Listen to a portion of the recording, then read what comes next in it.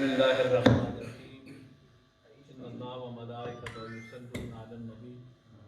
یا ایھا الذین آمنوا صلوا علیہ وسلموا تسلیما اللهم صل علی سیدنا و مولانا محمد وعلی آل سیدنا و مولانا محمد وبارک وسلم علیہ الصلاۃ والسلام علیک یا سیدی یا رسول اللہ وعلی آلک و اصحابک یا سیدی یا حبیب اللہ۔ سنا کے بعد سب سے پہلے میں آج کی اس تقریب سعید کے اندر ختم قرآن پاک پر تمام حفاظ کرام کو، ان کے والدین کو اور اساتذہ کرام کو دلی طور پر مبارکباد پیش کرتا ہوں۔ اللہ تعالیٰ ان تمام طلباء کرام کو اندر زندگی کے اندر اللہ تعالیٰ قرآن پاک پر عمل کرنے کی توفیق عطا فرمائے اور اساتذہ کرام کو اللہ تعالیٰ اس کی بہترین جزائے خیر عطا فرمائے۔ یہ ایک بہت بڑا یقیناً اعزاز ہے کہ قرآن پاک کی حفظ کرنا کوئی معمولی بات نہیں ہے، یہ بہت بڑا ایک اعزاز ہوتا ہے کہ اللہ کی نالائق کتاب کو اپنے سینے کے اندر محفوظ کر لینا، اور یہ اللہ رب العالمین کی طرف سے چنیدہ لوگ ہیں جن پر اللہ تعالیٰ اپنا خصوصی کرم فرماتا ہے، جو سینے قرآن پاک کی حفاظت کے لیے چن لیے جاتے ہیں۔ وہ لوگ اللہ کے بارگاہ کے یقیناً بڑے پسندیدہ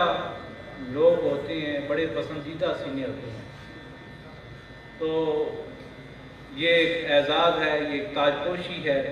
والدین کے لیے بہت بڑا فخر ہے، اور اس ادارے کے لیے دعا گو ہوں کہ اللہ تعالیٰ کہ یہ محلے کے اندر، مسجد کے اندر یہ ایک ایسا ادارہ کہ جہاں سے بچوں کی تعلیم و تربیت کا بھرپور طریقے سے اہتمام کیا جا رہا ہے، اللہ تعالیٰ اس کو کامیابیاں عطا فرمائے۔ ماشاءاللہ یہ ساری ٹیم جو کہ اس سارے کار خیر کے اندر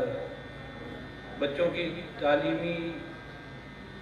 سرگرمیوں کے اندر یہ سارے معاملات کو خوبصورت انداز میں چلا رہے ہیں، علامہ امجد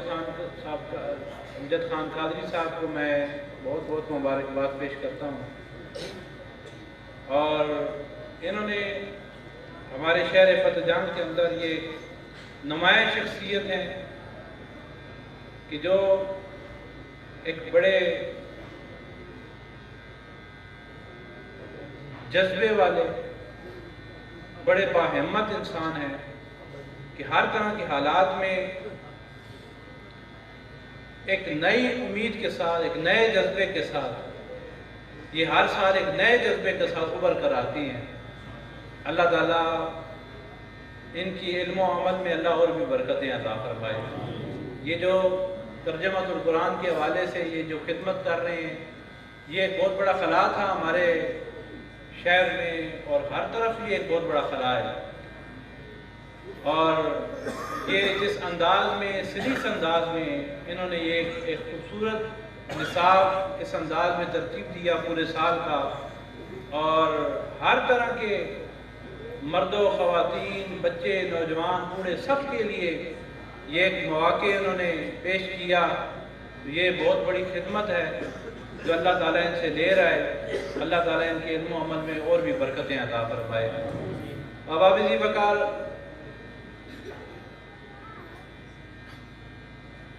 جس معاشرے میں ہم لوگ رہ رہے ہیں، اور جس طرح کی چیزیں ہمیں درپیش ہیں، جس طرح کے مسائل ہمیں معاشرے کے اندر درپیش ہیں، جس طرح کی پریشانیوں کے اندر ہم سارے لوگ معاشرے کے اندر گھرے ہوئے ہیں، وہ پریشانیاں آپ سب لوگ جانتے ہیں، ان مسائل کا ادراک ہر انسان کو ہے۔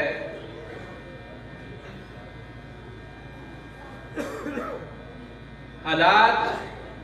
معیشت کی تنگی، غربت اور افلاس کی لکیر سے بھی نیچے لوگ اپنی زندگیاں بسر کر رہے ہیں۔ انسانیت، اخلاقیات، یہ ہمارے معاشرے سے اس کا جنازہ اٹھ چکا ہے۔ ہم لوگ اس وقت ہر لحاظ سے تباہ ہو چکے ہیں، معیشت تباہ ہو چکی ہے، انسانیت کا جنازہ نکل گیا ہے،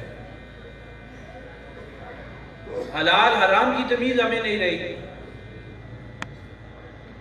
شرم حیا ہمارے معاشرے سے نکل چکا ہے۔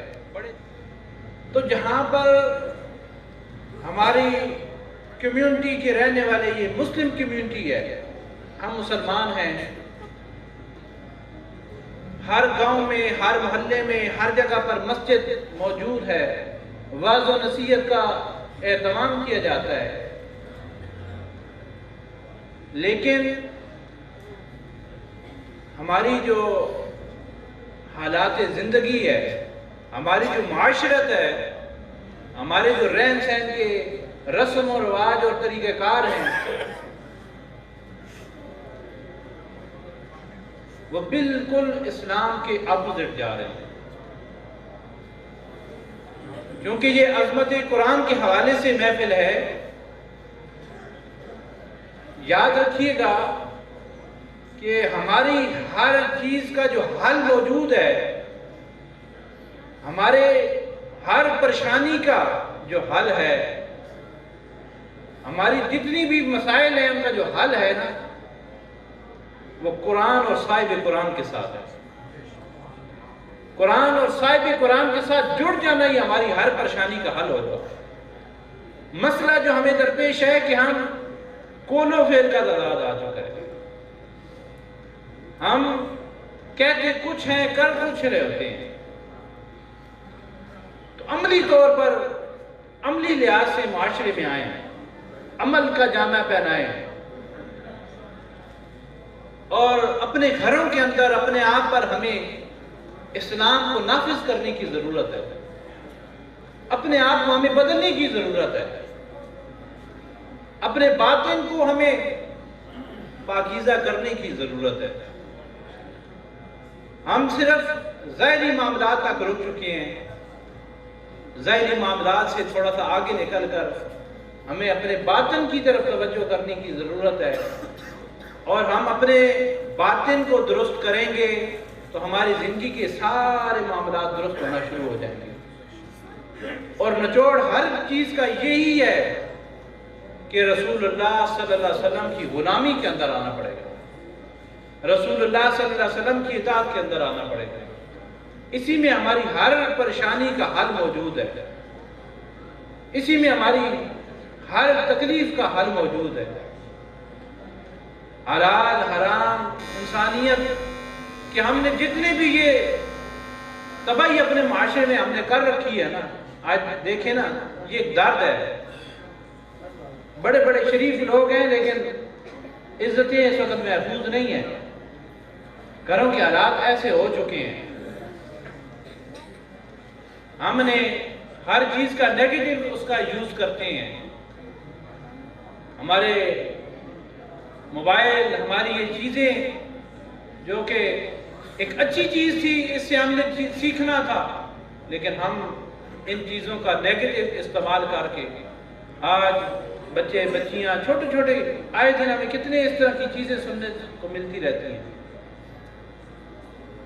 تو ان چیزوں کا حل کیا ہے؟ ہم نے اپنے بچوں کو قرآن سکھانا ہے، قرآن پڑھانا ہے، قرآن پر عمل کرنا ہے، اور اس کے لیے ہمیں خود عملی طور پر سامنے آنا ہوگا۔ ہم صرف دوسروں کو نصیحت نہ کریں بلکہ ہم خود اس پر عمل کر کے دکھائیں۔ اگر ہمارے بچے صحیح طریقے سے قرآن کو پڑھیں گے تو ان کو پتہ ہوگا کہ ہم نے اپنے والدین کے سامنے اف بھی نہیں کرنی ہے، ہم نے ان سے کس طریقے سے بات کرنی ہے،